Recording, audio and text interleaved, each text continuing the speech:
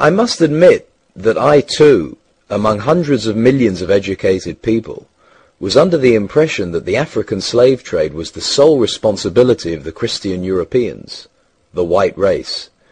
That is, until I started exploring the subject in greater depth, and especially after reading an incredibly enlightening book called The Legacy of Arab Islam in Africa by John Alambila Azuma. My whole perspective and understanding has changed dramatically, and I would like you to tell us more about this subject. The success of Muhammadan Islam in deceiving, misinforming, deforming, and contorting both history and reality over a period of almost 1400 years has been astounding. That is, until now.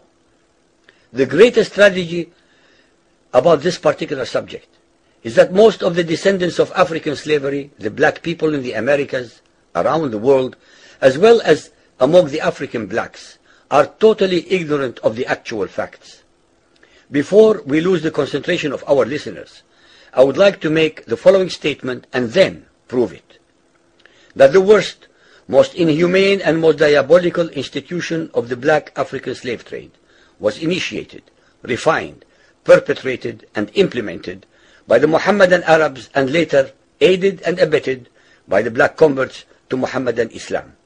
I predict that, as usual, the two subcultures, those of denial of facts and of political correctness, will attack us without once disproving a single statement and or conclusion that we make. Slavery was not created by the white races, because it has existed throughout human history and practiced by every tribe, culture, civilization, racial group, and religion. In fact, the very word slavery has its root in the name Slav, based upon the Slavic peoples of Europe. It is not common knowledge that the Arabic word abd is synonymous with the meaning of slave. For example, Abdullah means literally the slave of Allah, and that in the language of the Arabs, all black peoples are called abid, plural, for slaves. While much has been written concerning the transatlantic slave trade, surprisingly little attention has been paid to the Islamic slave trade across the Sahara, the Red Sea, and the Indian Ocean.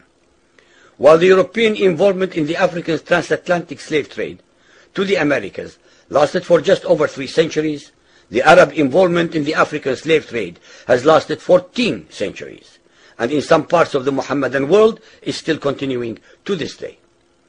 The birth of Mohammedan Islam and its conquests brought about the birth of institutionalized, systematized, and religiously sanctioned slave trade on a massive and global scale.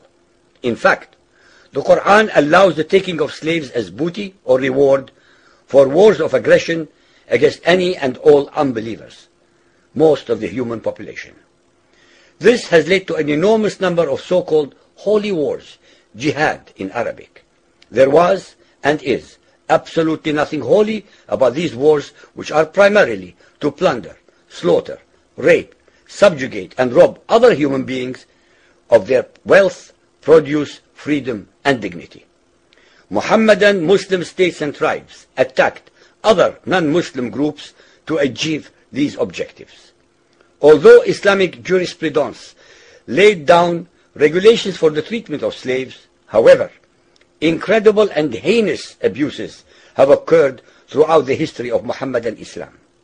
By the Middle Ages, the Arabic word abd was in general used to denote a black slave, while the word mamluk referred to a white slave. Ibn Khaldun, 1332 to 1406, the preeminent Islamic medieval historian and social thinker, wrote, "The Negro nations are, as a rule, submissive to slavery, because they have attributes that are quite similar to dumb animals." It should also be noted that black slaves were castrated based on the assumption that the blacks had an ungovernable sexual appetite. When the Fatimid Caliphate came to power in Egypt, they slaughtered all the tens of thousands of black military slaves and raised an entirely new slave army. Some of these slaves were conscripted into the army at age 10. From Persia to Egypt to Morocco, slave armies from 30,000 to up to 250,000 became commonplace. The Islamic slave trade took place across the Sahara Desert, from the coast of the Red Sea, and from East Africa across the Indian Ocean.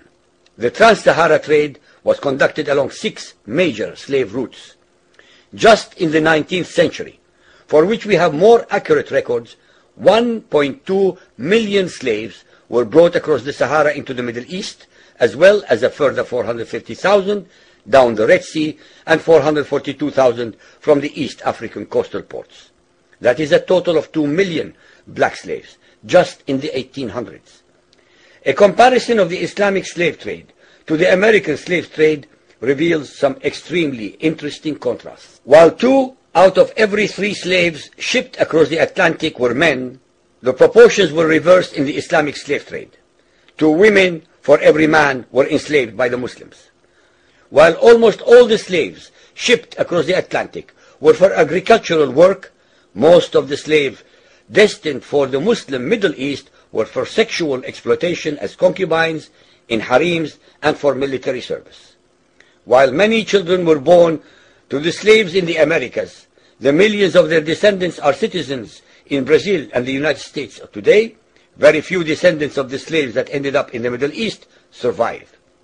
While most slaves who went to the Americas could marry and have families, most of the male slaves destined for the Middle East were castrated, and most of the children born to the women were killed at birth. What is obscene about this whole subject is the Muhammadan, Muslim, and Arab culture of denial regarding their complicity in the African slave trade, as well as the ignorance of black Muslims about the reality of their past and present conditions. The statistics and reports above are based upon the logbooks kept at the African slave ports, ship logs, travelers' reports, eyewitness accounts, etc. Ladies and gentlemen, the facts and reality of Muhammadan Islam's complicity in the slave trade and their inhuman depravity are infinitely more devastating, more staggering, and more incomprehensible than all the nightmare fictions in the world.